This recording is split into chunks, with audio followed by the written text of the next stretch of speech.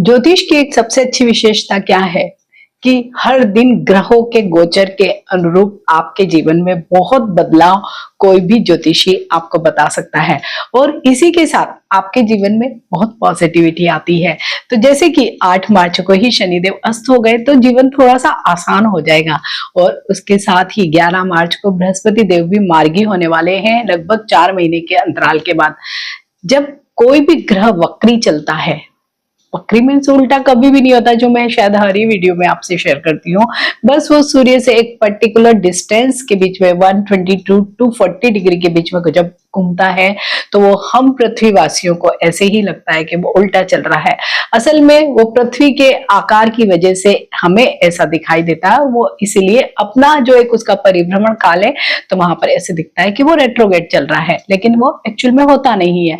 तो जब भी कोई ग्रह वक्री या जिसे हम कहते हैं कि रेट्रोगेट है तो उस समय उसकी गति धीमी होती है और सबसे बड़ी बात क्या होती है कि वो सूर्य के प्रभाव से मुक्त हो जाता है, क्योंकि सूर्य के सामने वो इस तरीके के डिस्टेंस पे होता है कि वो दिखाई नहीं देता एक दूसरों को या उसके प्रभाव में कमी होती है।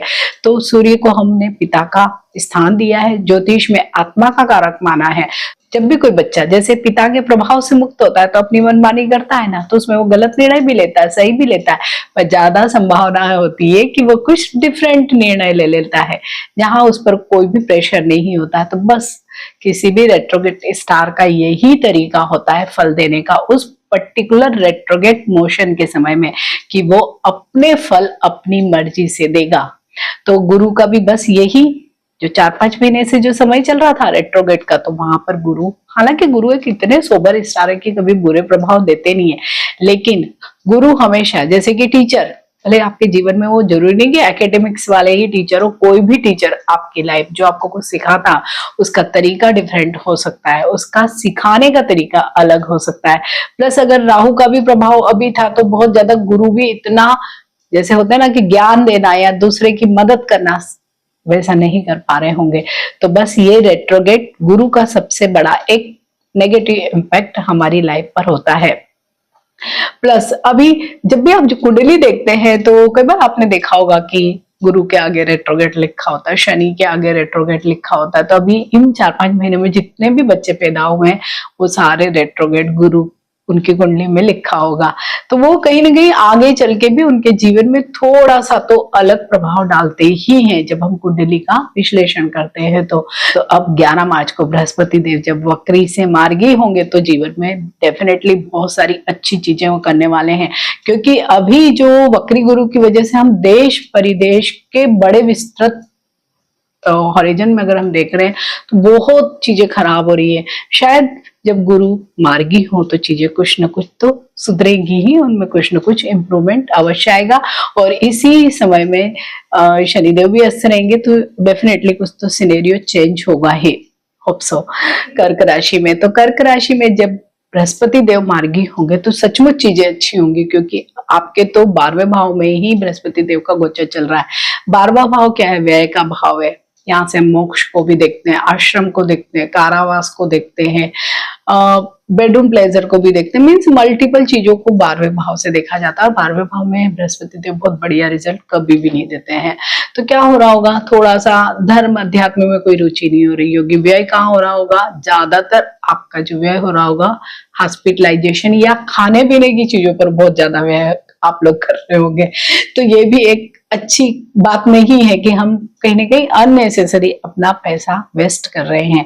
अभी आप कहीं सोच भी रहे होंगे कि मैं कोई कथा भागवत में जाऊं या कोई आश्रम चली जाऊं तो वो चला जाऊं, तो वो नहीं हो पा रहा होगा। अब आपका वो सारी चीजें मन लगेगा, आपकी चीजें अपने आप से ही ठीक होंगी और आपके खर्च में भी अब कमी आएगी। जो आप अननेसेसरी वेस्ट कर रहे थे वो सारी चीजें आपकी अब ठीक होने वाली है। वहीं पे बृहस्पति देव की एक जो दृष्टि पड़ रही है वो चतुर्थ भाव पर पड़ रही है। तो चौथा भाव क्या है?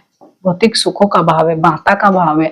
तो जब वक्री गुरु थे तो कुछ बुरी बातें तो खैर नहीं हो रही होगी, लेकिन हाँ कहीं ना कहीं थोड़ा सा डिफरेंट तरीके की चीजें, जैसे सपोज आपकी मम्मी से ही आपके जो रिलेशन होंगे थोड़े से तनावपूर्ण, जिसको कि मम्मी ने कोई सलाह दी आपने मानी ही नहीं और आप और उल्टे नाराज हो गए, तो कहीं ना कहीं हमारे उस सुख में कमी आई।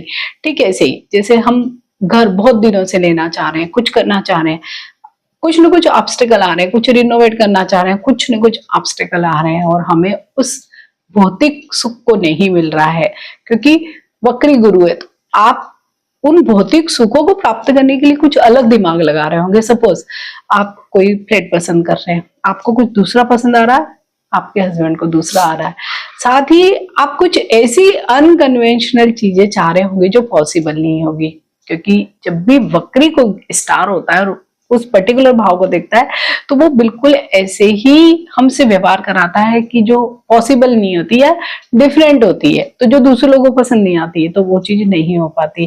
तो अब वो सारी चीजें आपकी सही होगी, सच होगी। प्लस यहाँ से स्कूल एजुकेशन को भी देखा जाता है। तो जो भी कर्क राशि वाले बच्चे स्कूल में पढ़ते हैं तो उन लोगों के लिए अब बहुत अच्छा समय है, ज्यादा फोकस्ड रहेंगे, अच्छे स्कूल में उनकी एडमिशन हो सकती है, उनको टीचर अच्छे मिल सकते हैं, उनकी कोचिंग अच्छी लग सकती है। तो कुल मिलाकर उनकी पढ़ाई के लिए अब सारी चीजें सेट है, अच्छी है। वहीं पे बृहस्पति देव की एक जो दृष्टि पड़ रही है अष्टम भाव पर, क्योंकि अष्टम पर भी बृहस्पति देव की दृष्टि कोई खास अच्छा फल नहीं देती और ऊपर से वक्री भी हो गए तो और भी बुरे फल। तो अभी क्या हो रहा होगा कि विशेषकर ससुराल पक्ष वाले लोगों से आपकी नहीं बन पा रही होगी, या आपको वहां पे बड़े इंसल्टिंग कुछ चीजें भी हो रही होंगी। प्लस ऐसी कई चीजें आपकी लाइफ में हो रही होगी जो आप नहीं किसी को बताना चाहते थे, वो अपने आप से ही रिवील हो रही होंगी। आठवां भाव क्या है? रहस्य का भाव है। लेकिन जब वक्री गुरु होता है तो हम खुद ही इस तरीके से बात करते हैं कि अपनी चीजें रिवील कर देते हैं, हिडन चीजों को। या आप कोई ऑकल्ट या कोई चीज तरह की साधना वगैरह करना चाहते थे, आपको कोई अच्छा गुरु ही नहीं मिल रहा है, कोई मार्गदर्शक ही नहीं मिल रहा है, तो आप उसकी वजह से भी परेशान है। आप कोई ऐसे फील्ड में है जहां पर बहुत ज्यादा एनालिसिस, रिसर्च, ऐसी चीजें चल रही है, आपको मेंटर ही नहीं मिल रहा है कोई, आपको नहीं कुछ समझ में आ रहा है कि मुझे अपने काम को आगे कैसे बढ़ाना है। तो अब क्या होगा? आपको सारे प्रॉब्लम्स आपके सॉर्ट आउट होंगे। आप अपने जो भी काम आप करते होंगे, जो भी पढ़ना चाहते होंगे, जो काम करते होंगे, वहां पर अब आपको उचित सलाह, मार्गदर्शन देने वाला कोई ना कोई मिल जाएगा और आपके सारे काम अब बनने लगेंगे। साथ ही यहाँ से हम हेल्थ को भी देखते हैं, तो अब हेल्थ से रिलेटेड इश्यूज भी आपके सॉर्ट आउट होंगे। जैसे कि मैंने कहा भी कि अभी आप लोग बहुत फूडी हो गए होंगे, तो क्या होगा जब भी हम फूडी होते हैं तो बहुत सारी बीमारियां ले ही लेते हैं, मोटापा आता है, लिथार्जी आती है, तो वो सब चीजें आपकी खत्म होगी, आप फिर से अगेन एक्टिव होंगे, धर्म कर्म में रुचि रखने वाले होंगे, मान सम्मान आपका फिर से बढ़ेगा। तो ये सारी चीजें आपके लिए बहुत पॉजिटिव होने वाली है। तो इस पॉजिटिविटी को आपको उपयोग करना है। तो कर्क राशि वाले सभी लोग जो भी वीडियो देख रहे हैं, तो वीडियो अच्छा लगता है इसे लाइक कीजिए, शेयर कीजिए और मेरे इस चैनल को सब्सक्राइब कीजिए। मिलते हैं एक नए वीडियो में। टिल देन, नमस्कार।